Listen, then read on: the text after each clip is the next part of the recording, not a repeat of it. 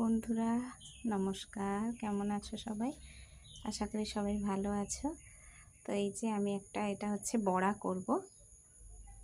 কুলেখাড়া শাক, মানে তার পাতা আর নরম নরম ডাঁটা ডগা কেটে নিয়েছি, তো কুচিয়ে নিয়েছি, নুন দিয়ে ভালো করে ম্যাশ করে নিয়েছিলাম।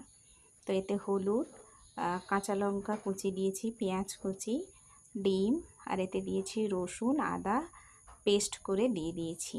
তো এটাকে মাখাবো, একটু বেসন দেব, যেহেতু ডিম দিয়েছি তো বেসনটা কম দেব। 2 চামচ মতো বেসন দিলাম, আর গোটা জিরে একটু দিয়ে দিয়েছি। এটা ভালো করে এটাকে মিক্স করে নেব।